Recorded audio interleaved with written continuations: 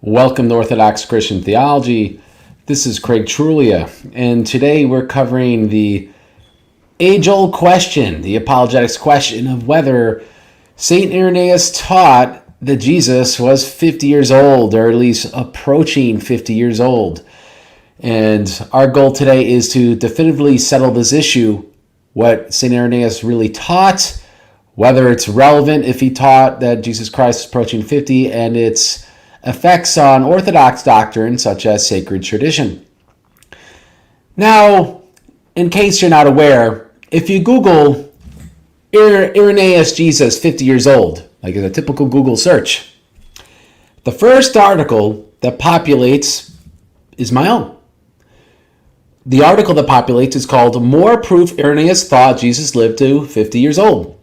It's an article I wrote in 2016, and people have asked me about this age-old question because they want me to recant the article or to debunk it. And I've been asked about this for years because the article sets forth that, yes, St. Irenaeus really taught that Jesus Christ was 50 years old, and that's a problem for Roman Catholicism and Orthodoxy, and only the scriptures are reliable, sort of typical Protestant sort of article before my conversion. And just because I converted to Orthodoxy, it didn't mean all of a sudden Irenaeus looked totally different to me. So I have not recanted the article because any honest reading of Irenaeus demands that he believed Christ was approaching 50 years old. I just wanted to underscore that. That is the honest reading the text will demand of us. We will cover that. And so obviously as an Orthodox Christian, that's not something that is completely hunky-dory. So I want people to understand that this is something I've been contemplating about for years. I've treated this issue with integrity and have not recanted simply because I'm Orthodox. Now, after careful reflection, I've come to the conclusion that the real issue is not what Irenaeus said, or at least interpreted the tradition to be, but the significance attached to what Irenaeus said. We have to keep that in mind. It's the significance attached to it that becomes the issue, not what he said. We will unpack this. Protestant apologists, many of which I greatly admire and respect, like Tertullian and the other Paul, emphasize that because Saint Irenaeus disagrees with Orthodox and Roman Catholics about Christ's age, that therefore, they posit, those churches' claims to preserving apostolic tradition is necessarily unreliable. This argument has been made most forcefully from James White. And that's why this video is really more styled as a response to the following comments from James White, because he's the first person who I have heard this as an apologetic against Roman Catholicism. He's the first person I've heard make the argument, well, this means that the tradition, apostolic tradition, is unreliable, and only the traditions of only the scriptures are reliable. And so I think it's fair to make this response to James White, because I think the rest of us, whether it was myself in the past when I was a Protestant, or the other Paul or Tertullian, they're just rehashing an argument from James White, and at least in recent times, I'm sure other people have made it for him. But without further ado, let's get it from James White's own mouth so we can understand exactly what his argument is. All right, and here we go. It's Irenaeus who is going to claim, he's the first person to use the phrase apostolic tradition. He's the first person to claim that he knows something that has been passed down outside of Scripture from the apostles. Only problem is that nobody in the world actually believes he was right. Irenaeus developed a concept, or was taught a concept, called the recapitulation theory, where Jesus has to recapitulate all the ages of man to redeem all the ages of man.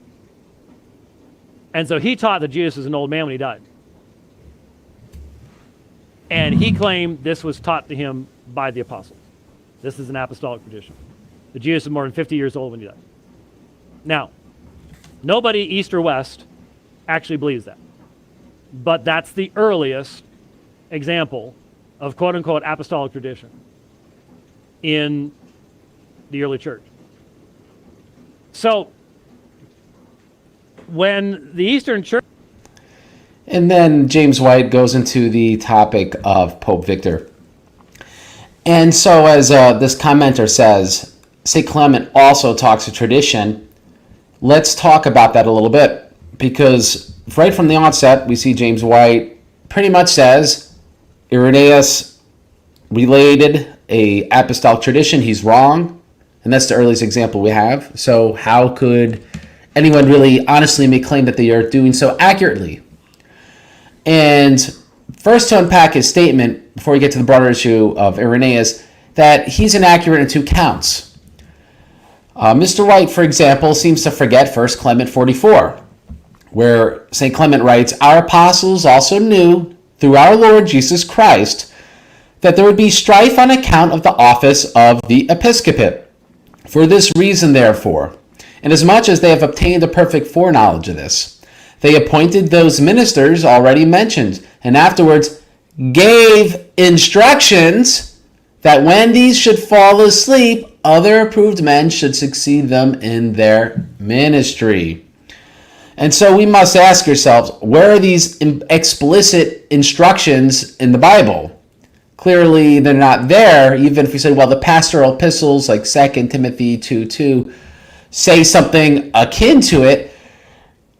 That's talking about the passing on of doctrine, not the passing on of episcopate, and it doesn't say it came from the Lord. It's just something from St. Paul. So even then, yes, the scriptures are consistent, but the tradition, according to St. Clement, comes from the Lord himself, preserved by the apostles. And I want to avoid any torturous apologetic arguments that say, well, gave instructions is not the exact words as apostolic tradition, because then isn't that just sophistry? Why are we even doing this, right? Aren't the concepts the same? And for what it's worth, Irenaeus never uses the term apostolic tradition, all Book 2 Against Heresies anyway.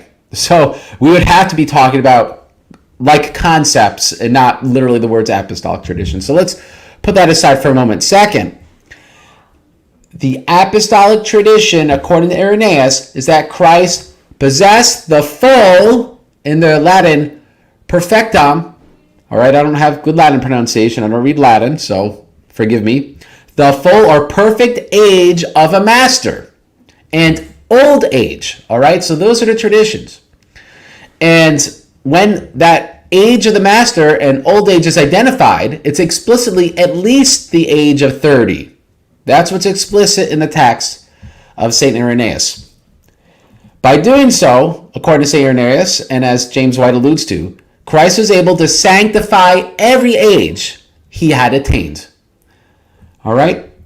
Now, Irenaeus infers from this apostolic tradition that this must mean Christ lived past his 40th year, because the first state of early life, i.e. youth, extends onwards to the 40th year. Everyone will admit, says St. Irenaeus. We're going to unpack the passage in more detail in a bit, but I'm just giving an overview. So as we can see, Irenaeus redefines what the perfect age, perfectum, in the Latin is.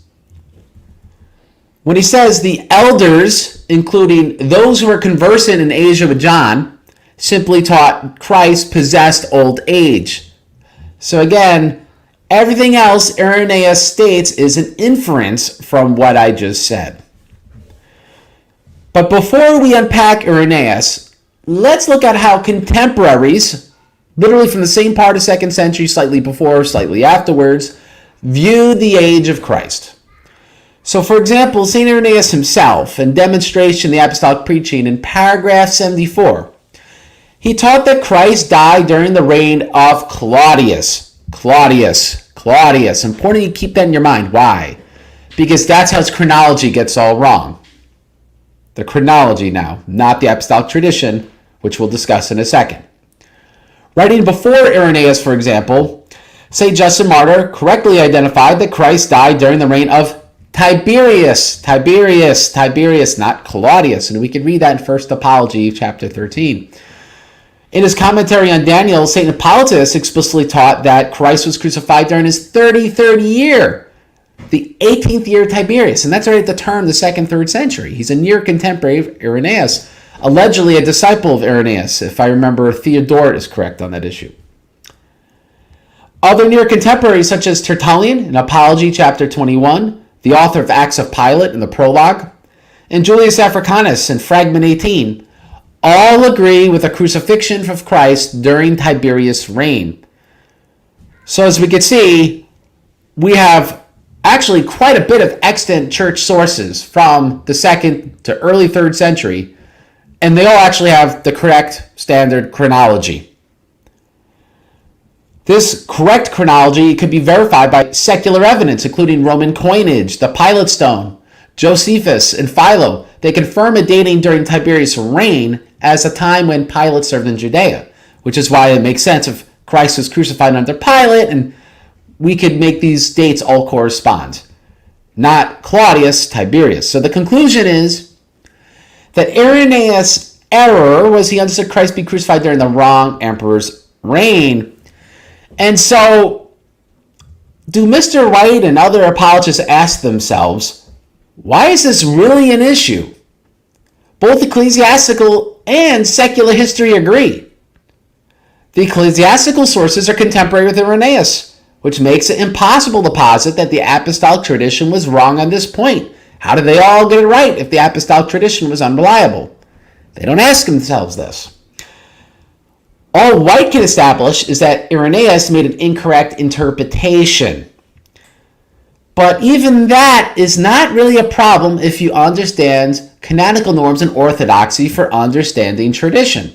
So St. Vincent de Lérins states that in paragraph 6 in the Commentorium, we adhere to the consistent definitions and determinations of all, or at least of almost all, priests and doctors. Almost all.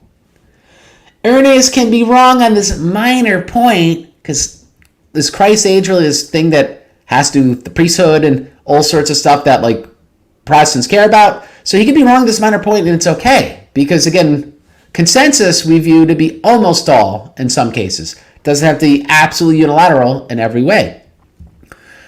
Also, St. Hippolytus in Apostolic Tradition 43.4 speaks of the preservation of apostolic doctrine, saying, God steers the Holy Church to her mooring in the quiet haven. So God can steer the church from errors and preserve what is correct through the preponderance of extant writings, like we saw 5 separate sources with a correct chronology, before and after Irenaeus. St. Hippolytus never said God steers the Holy Church to her mooring if there wasn't some steering going on, if there wasn't some back and forth. Again, this is not scandalous. The Orthodox hold to the teaching of the saints. It becomes a pretend polemical issue for people who want to make it a problem. That's why I said the issue is the significance people attach, not what is said. What is said is not difficult according to the Vincentian canon. So White may disagree with the Orthodox criteria for how the Church both discerns and preserves apostolic tradition, but that is a different question. Irenaeus and the age-old question does not pose a theological problem for the Orthodox. So now let's discuss what Irenaeus actually said in detail. And I guarantee you, everyone listening to this is going to learn something that they've never learned before on this, unless they've already read this in Latin. So in Against Heresies, Book 2, Chapter 22, Paragraph 4, if we go by the open source that we see from the Ante-Nicene Fathers collection, just so people know, in the Latin, the paragraph numbers are different as well as the chapters. But I'll just use the English. It starts as follows. Being 30 years old when he came to be baptized, and then possessing the full age of a master. That's how this starts. And then possessing the full age of the master. So the Latin, forgive my pronunciation again, is Diende Majesty Aetatem Perfectum Abens. The Latin is clear that then, Diende, at the age of 30, Christ possessed Aben, a perfect perfectum age. All right? So those words in English are pretty literal. we see at 30, that perfect age that Saint Irenaeus was talking about is when Christ had that perfect age. So this is the age everyone argues about, yet it is clear Jesus was 30 years old, to quote Irenaeus, at perfect age by Irenaeus' submission. Now it continues, immediately, he came to Jerusalem, so that he might be properly acknowledged by all as a master. For he did not seem one thing while he was another, as those affirm who describe him as being man only in appearance, but what he was that he also appeared to be, being a master. Therefore he also possessed the age of a master. So Irenaeus, as we see, doubles down asserting that Jesus already possessed the appropriate age of a master, right? He also appeared to be, being a master. He also possessed the age of a master. That's Irenaeus. And we just saw in that same sentence, being 30 years old when he was baptized and then possessing the full age of the master. It's at 30 years old. Let's continue. Not despising or evading any condition of humanity, nor setting aside in himself that law which he had appointed for the human race, but sanctifying every age by that period corresponding to it which belonged to himself. By that period, keep that in mind. For he came to save all through means of himself, all I say, who through him are born again to God, infants and children and boys and youths and old men. He therefore passed through every age, becoming an infant for infants, the sanctifying infants, a child for children, the sanctifying those who are of this age, and being at the same time made to them an example of piety, righteousness, and submission, a youth for youths, becoming an example to youths, and thus sanctifying them for the Lord. So likewise he was an old man for old men, that he might be a perfect master for all. All right? As we can see, Irenaeus, in describing the recapitulation view of the atonement, equates being an old man with being a perfect master. These are exactly the words of Irenaeus. The latter literally states, perfectus magister in omnibus, or perfect master in all, as in all things. All right, so being an old man is equivalent to being a perfect master. But note, earlier in the same paragraph, a perfect master is 30 years old. Okay? So keep that in mind, because Irenaeus is going to change his tune in a moment, and this is why people get confused. Not merely as respects, Irenaeus says, the setting forth of the truth, but also as regards age, sanctifying at the same time the aged also, and becoming an example to them likewise. Then at last he came unto death itself. End of paragraph 4. So this specifies his death came at the age of a perfect master, as this is stated in the same sentence. Now the next paragraph, number 5, frames a polemical question Irenaeus is addressing, the one he actually cares about. They, the Gnostics, however, that they may establish their false opinion, that he preached for 1 year only, and then suffered in the 12th month, in speaking thus, they are forgetful to their own disadvantage, destroying his whole work and robbing him of that age which is more necessary and more honorable than any other, that more advanced age. How could he have taught unless he had reached the age of a master? For when he came to be baptized, he had not yet completed his 30th year, but was beginning to be about 30 years of age. So the teaching thus far does not contradict the idea that Jesus reached the age of a master at 30, but it implies Christ could not have ended his life in the same year and be fully perfect. So at this point, Irenaeus now changes the goalposts in this paragraph, and he now explicitly argues that 30 is not the age of the master. All right, I'm going to repeat that because people can be confused. Irenaeus relates tradition in paragraph 4. It says, Christ is 30, then possessing the full age of the master. Then he gets to paragraph 5.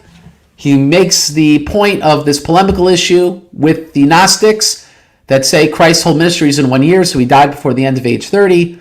And now Irenaeus changes the goalpost by saying, well, he couldn't die in the age 30 and yet really be a master. Okay, so this is bizarre. Why? Why does he contradict himself so quickly? Ultimately, we do not know. But as historians, we would try to infer from the evidence what plausible reason there could be. Now, it's plausible that Irenaeus may have been quoting or faithfully repeating some authority unbeknownst to us in the preceding paragraph, paragraph 4, and in the 5th paragraph starts providing his own interpretation of what was just said. Now, the preceding section, as another option, may have been altered by scribes, right? They said one thing in paragraph 4, and then they say one thing in paragraph 5. But honestly, this corruption theory is unlikely, or those corrupting scribes would have done a better job changing the following. All right, so let's read it. Irenaeus writes, on completing his 30th year, according to the Gnostics, he suffered, being in fact still a young man, and who had by no means attained to advanced age. Now that the first stage of early life embraces 30 years, and that this extends onwards to the 40th year, everyone will admit. Let me emphasize, everyone will admit. So we see Irenaeus now explicitly states suffering while merely 30 is no longer advanced age, right? What was once perfect age master being actually possessed no longer is the case in paragraph 5. Now, his reasoning is curious because it's not based upon the authority of anything written. How do we know? He appeals to common sense. Everyone will admit the perfect age of the master is at least the 40th year because young age must last till then. That is the logic of Irenaeus. So let's continue and let's test that theory that Irenaeus is interpreting and not actually relating a apostolic tradition here. It says, but from the 40th and 50th year, a man begins to decline towards old age. So beginning to decline towards old age occurs in this time period between 40 and 50, and this seems to be connected to the logic immediately preceding it, that this is something everyone will admit, because it's the same sentence. If so, there's no explicit or traditional warrant for this inference that Irenaeus draws, that old age doesn't start to the 50th year. And before people say, well, you're just not taking Irenaeus at his word, you can't, because Irenaeus doesn't want you to. Theoretically, even here, old age is not attained until at least 50 years old. And this is something that Irenaeus does not grant in paragraph 6, where it specified that Christ was not yet 50, when he quotes the Gospel of John and exegetes the Gospel of John. So what we are reading must be intended as an interpretation and not a literal statement of fact. As a literal statement of fact, of the literal application, rather, of the logic that old age only begins at 50 is not something Irenaeus actually accepts. Again, is not something Irenaeus actually accepts. I got to emphasize that. So let's continue, not skipping any space. Which our Lord possessed, i.e. old age, while he still fulfilled the office of a teacher, even as the gospel and all the elders testify. Those who are conversant in Asia with John, the disciple of the Lord, affirming that John conveyed to them that information. So what information? That the Lord possessed old age. It doesn't say specifically the time period which Irenaeus infers as old age. Remember, everyone will admit, common sense dictates that, not the tradition of the fathers. Now he says the elders testify of this. Take note what is not stated. That they testify of the time period which Irenaeus infers. Everyone admits his old age. They just testify of old age. Now some of them, these elders, moreover, saw not only John, but the other apostles also, and heard the very same account from them, and bear testimony as to the validity of the statement. That's what the Standard English translation says. But the translation is misleading. This is the literal Latin. Et testanatur de hujus modi relationi. All right? And this is not and bear testimony as to the validity of the statement. It's actually pretty simple Latin. It rather is and testify testantur about de a similar hujus modi relationship. Relationi. Right? And testify about a similar relationship. That's what the elders are testifying to. These are not vague words in Latin. So in short, the apostolic witness is similar. The word similar is literally there in the Latin to what Irenaeus is expounding. It's related to what he's expounding. This is an admission from Irenaeus, presuming the Latin is properly a translation of the Greek, and it's all the evidence we have on that passage, that the apostolic tradition is actually different in specifics and not the same. Because if it was the same in specifics, he would not say that it was similar, right? The actual tradition is similar. It's not explicitly the same. And that's right from Irenaeus. So this demonstrates that Irenaeus' whole argument hinges upon his interpretation of the tradition and what he believes is a logical consequence of it. This is why we want to be careful. People make logical consequences of tradition. That being, old age only really sets in significantly beyond the perfect age of a master, which we already established is 30. So now let's summarize what we have seen in Irenaeus. Irenaeus gives two criteria that are different for Christ attaining to our perfect age. Historian must ask himself, what is the most credible reason why someone would contradict himself in so few words? Right? He contradicts himself between paragraphs 4 and 5. And let's put aside because he's stupid. We got to give a better reason that when we look at historical sources, when we're especially reading things from people that aren't stupid. So that's not the reason. So what are our actual options? Option 1. Corruption in the Greek or Latin due to disagreement in what was read by the scribe, right? Maybe it was corrupted on purpose. That's theoretically possible. But this is unlikely, as they did a bad job clearing up the problematic passage. Additionally, it's not clear if altered, which part was altered and for what reason. Was it to impose an old Jesus chronology on purpose? Was it to remove it? But the alteration succeeds in accomplishing neither of these things. So you'd have to put it down as the stupidest alteration in history. So I just don't think option 1, that the original Greek or Latin was corrupted, is credible. I think we could discard with that. It's just not a credible theory. Now option 2. Irenaeus did not think he was contradicting himself, but was making a reinterpretation of the evidence to suit his polemical needs. Right? He wasn't stupid. He thought he was, I'm not contradicting myself. I'm making a valid reinterpretation. Now, why is this sensible? It's sensible to interpret. This is a sensible interpretation because people do this all the time. They don't usually corrupt things and not prove their point, but they do make reinterpretations to suit their needs all the time. This is something common. This is an interpretation of the evidence we can get behind. It's something that exists. The reinterpretation seems to state that the perfect age of master is a time period that begins at 30, but reaches fuller perfection after the age 40. And the basis for this reinterpretation is an appeal to common sense, everyone will admit, and this justifies the treatment of the evidence that Irenaeus gives. And if the first option is true, then the passage as a whole is simply dubious, right? So those are the two theories. But if I'm wrong and the first option is the actual case, then there's no point in anyone citing this passage whatsoever because its actual point has been lost to history in that event. Right? I'm surprised no apologist even says this. Say, oh, it's corrupted, so we don't even know the real point, so we can discard with this. Because if that's the case, no one knows what the real point is anymore. Our default would be to adhere to the chronologies offered by other saints because they're not garbled. However, if the second option is true, which, as I argue, is the most credible interpretation of the extant evidence, then we can infer the actual tradition is what Irenaeus states before his interpretation, that Christ reached, or he actually possessed, the perfect age at 30. And this accords with the standard chronology given by all the other extant ecclesiastical writers.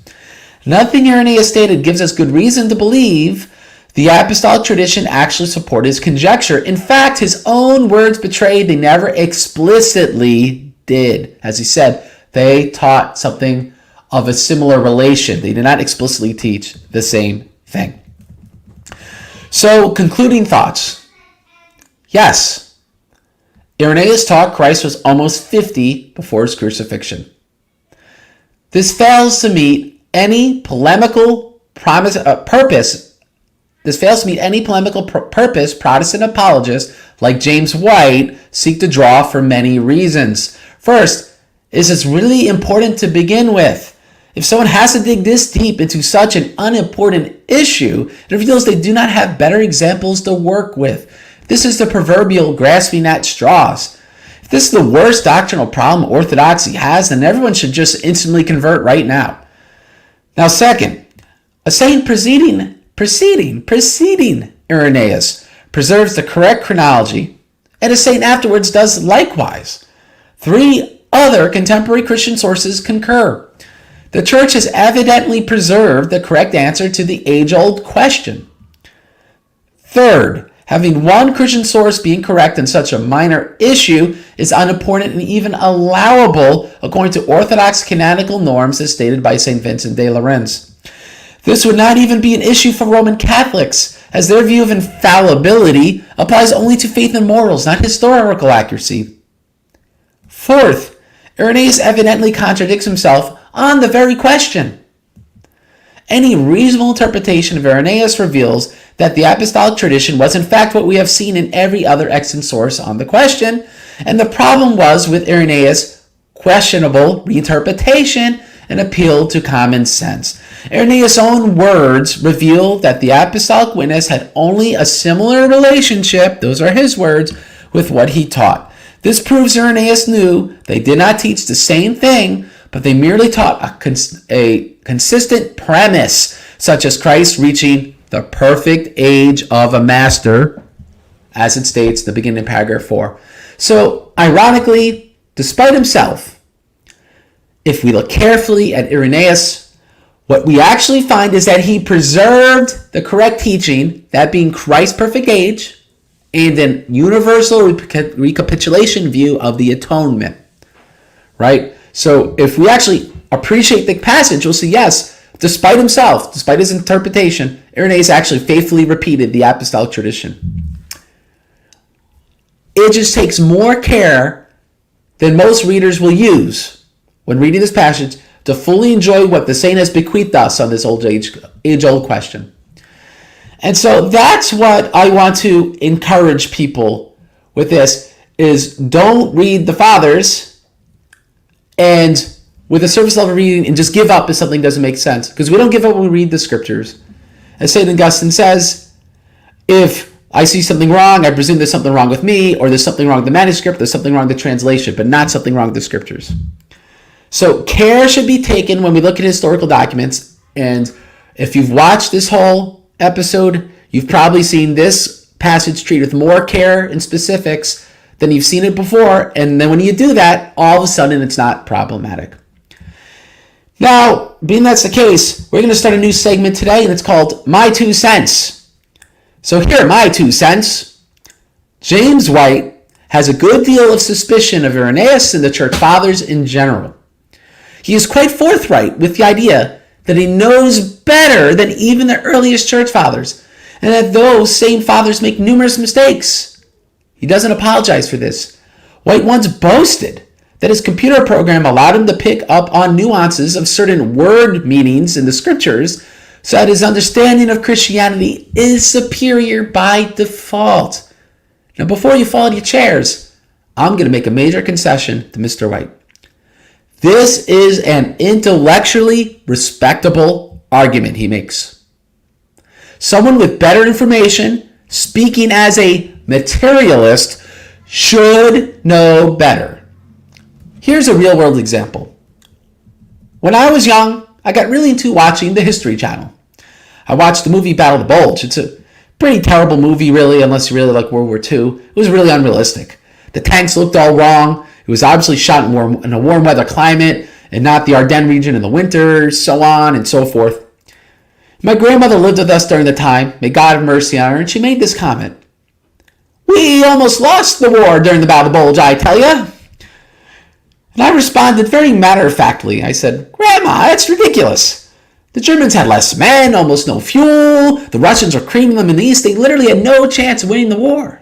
It's impossible for them to win the war at that stage." "No," my grandmother responded. "All my brothers were in the war. And I remember watching the news." Guys, just so you know, news was in the movie theaters those days. They didn't have TVs.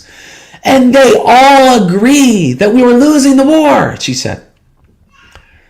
So what's the point of the preceding story I just told? The preceding demonstrates that simple chronological proximity and even access to people with first-hand knowledge, such as relatives of mine who literally fought in the battle itself, does not guarantee an accurate understanding. So is James White right? Well, he could know better than the church fathers. Speaking as a materialist, he would be right, because he does have more access to information. There's every reason to believe, with his wide access to manuscripts, the shoulders of giants to stand upon, he doesn't have to be the first guy to figure something out, and the ability to cover space and time virtually with the internet, that he legitimately has a superior perspective, even compared to those individuals who lived a mere decades after the apostles. If one wants to push the argument, being that there were people who knew the apostles and still screwed things up like Diotrephes in 3 John, even those with first-hand knowledge at their disposal can even be worse off.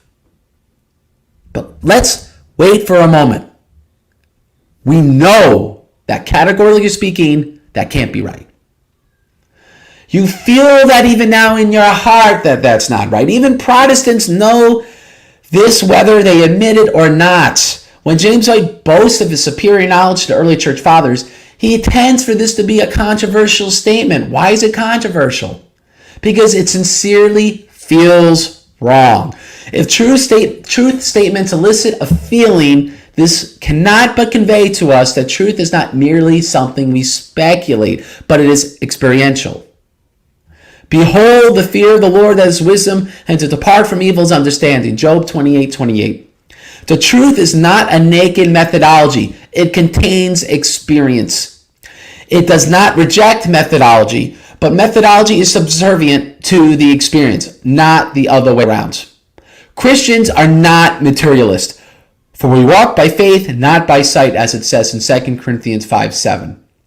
If we are just materialist, we will likely arrive to the same conclusions as Bart Ehrman. It is a scandal to us when one impugns the scriptures, despite its literary failings, which the saints were quite candid about, by the way, because we sense its holiness. Likewise, it is a scandal when one impugns the fathers, because we sense their holiness. An argument like James White's, for all intents and purposes, reduces the Holy Fathers to being a bunch of ignoramuses, and this is blasphemous. We do not dare call a simple man ignorant when he is wise in other ways. This is because we recognize the work of God in holy men. Because God has chosen the foolish things of the world to shame the wise, as 1 Corinthians 1:27 said. After all, the natural man does not receive the things of the Spirit of God, right, the materialist, for they are foolishness to him, nor can he know them because they are spiritually discerned, as 1 Corinthians 2:14 says.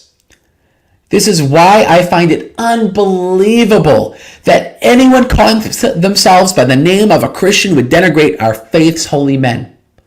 Why would people want to treat so lightly a saint like Irenaeus and try to magnify his error? Have we learned nothing from the cursed Ham? St. Photius applies the episode as follows. I do not admit that what you assert, says St. Photius, i.e. a heresy, was so plainly taught by those blessed men. Even so, if any among them has fallen into something unseemly, for they were all men and human, and no one composed of dust and ephemeral nature can avoid some trace of defilement, I would then imitate the sons of Noah and cover my father's shame with silence and gratitude instead of a garment. I would not have followed Ham as you do. Indeed, you follow him with even more shamelessness and impudence than he himself, because you publish abroad the shame of those whom you call your fathers. Ham is cursed, not because he uncovered his father, but because he failed to cover him. You, however, both uncover your fathers and brag about your audacity. This is Mystagogy, the Holy Spirit, paragraph 70. But what are we to do if such nakedness gets exposed to light for reasons not in our control? What do we do? Well, Photius admonishes us as follows. Admittedly, those alleged things were said, but perhaps they spoke out of necessity in attacking pagan Greek madness, or whilst refuting heresy, or through some condescension to the weakness of their listeners, or due to the necessity of any one of the many things presented by daily life. If by chance such a statement escaped their lips because of one or more of the above reasons, then why do you still dismiss their testimony and take as a necessary dogma what they did not mean as a dogma. That's mystagogy, paragraph 72. So why do we dismiss Saint Irenaeus' testimony and, as if we had a learning disability, zone in on what is obviously a polemical opinion whose express purpose was to refute Gnostic heresy, but ignore the actual tradition relayed by himself and so many others on the question of Christ's age? As I believe we have demonstrated today, by keeping my peace on this topic so many years and meditating upon the advice of Photius, I've avoided two kinds of error. The first kind would be lying to justify the saint, pretending he did not say what he did say. The other error was simply dismissing him as wrong because the saints are not always right, as people say dismissively. But we must never treat holy men dismissively. Do not speak evil about the ruler of your people, as Acts 23:5 says. In fact, if we submit ourselves to the experiential aspect of truth and then apply methodology, what we find is a far deeper appreciation for the subject at hand. That's what we did today. This is how we must do all historical theology. Otherwise, we'll find ourselves no different than the unbelieving materialists who dominate academia and have ruined theological scholarship. So those are my 2 cents. I'm going to give everyone an opportunity to ask questions now. So if you have questions, this is your opportunity. I'm going to, before we get these questions, do a quick plug, which is if this show has blessed you, look at the info bar. Someone finally figured out this question for you, actually unpacked it in detail in a way you never heard before. Well, bless what I'm doing by blessing someone else. You could go to orthodoxchristiantheology.com/donate. It's on the info bar below where I'm pointing, and you could donate $1, donate $5, donate $1,000. We actually had a famous person just donate $1,000. God bless him. To the churches in Cambodia to help evangelistic work at the 2 parishes in Cambodia and Phnom Penh. They're cut off from the regular donors in Russia. There's still sanctions. May God bring an end to the war in Ukraine sooner rather than later. But for now, we are the only means of support for these churches. And the only way you could support them is by going to orthodoxchristiantheology.com/donate. And there is a PayPal. There's also money wiring instructions if you want to do international bank transfer. You could contact the priest there, Father Roman, Father Paisi, and figure out a way for your church to do a special collection, or I could help out. The point is, if this has blessed you, because this has given you an answer to a question that no one's ever else answered, please go to orthodoxchristiantheology.com/donate. And I'm going to now make that scroll on the info bar below. So if people want to know where to go, that's where they could go. Also pray for me. Also pray for James White, and pray for the conversion of Cambodians to the Orthodox Christian faith that includes newly illumined John, who will be going to seminary in Thailand in the fall. So I appreciate those prayers. Please, please pray. Don't think you can't donate money. Donate $1. Fast for one meal. Dedicate the fast to the church. Donate $5. Donate as much as you want. If you bless the church, God will bless you. Maybe not materially, but God will bless you spiritually. This is one of the oldest teachings of the church, is to give alms. So we have this question from Alan. Based on what you've listened to of White's work, how much of the Fathers do you think he has read? I prefer not to say, Alan, simply because only he knows, right? I don't know how much of the works Mr. White has listened to or read. I think the main issue is Protestants read the Fathers lacking the experience of Orthodox and Roman Catholics, where we have a communion of saints. And so we have that something that's a labor of love gets done far more efficiently and well than a labor of just cold analytical history. I think that's why you could get guys like on the internet like David Urhan and other ones where they're young, they're like kids, and they come up with these incredible things because they're just so into it, while these scholars hammering away and stuff for years sometimes miss obvious stuff. Because something becomes your day job, sometimes you actually become less proficient at compared to what someone loves. So James White also, I think, what prevents him from understanding the Fathers, he just dismisses them so easily. So if you read something thinking it's stupid, and don't really pay careful attention, trying to mine it for information, then you're going to get less information, even if you put the work in. So that is the case. We blew some eardrums out today. Hopefully people could figure out their volume knob. So there you go. We say, this is where he will say, I'm just letting them be fallible men. They were subject to thinking of their day. And that's indeed something that James White says. But as I posited in the stream, it pushes the credibility of any historical analysis of the actual textual evidence, that he would contradict himself in the same question within 2 paragraphs. It really calls into question any basic historical reading. When we have better historical analyses, for example, a reinterpretation of text or that it was corrupted, those are obviously more likely, and I've already weighed that out. Now, John Calarafi says, I recall hearing James White many years ago claiming to have taught about First Clement in a class, and he does. He did a slog through church history about 6 years ago now, in 2016, and he covers a lot of fathers, and a lot of these are very short works, especially the Apostolic Fathers, and there's just not a lot of content, actually, if you listen to those classes. He doesn't really explain what they say. He quotes them, and then he spends 20 minutes telling himself, pretty much like talking about, he kind of congratulates itself. They're kind of an awkward set of classes. Maybe not his proudest moment, but that is what it is. And we don't look like we have other questions. And so I will call it a day here. Thank everyone for watching. I obviously keep the door open for James White if he has any issues with the analysis here given, but I think actually he'll be grateful, because this is not the sort of analysis he's used to. This wasn't a flubbing over of what Saint Irenaeus said in order to make it look like he didn't say what he said. It was an honest crawling through the text to show what was really said. And I think what it comes out is we could affirm that St. Vincent's canon would apply in this situation. We could affirm that we have a plethora of ecclesiastical sources from the error, and they're accurate, and we have reason to believe that the Apostolic Tradition was retained accurately. That's just historical fact. And so I will end this show, as I end all of them, by quoting Jesus Sirach. Fight to death for the truth. The Lord God will fight for you. God bless you. Have a great day.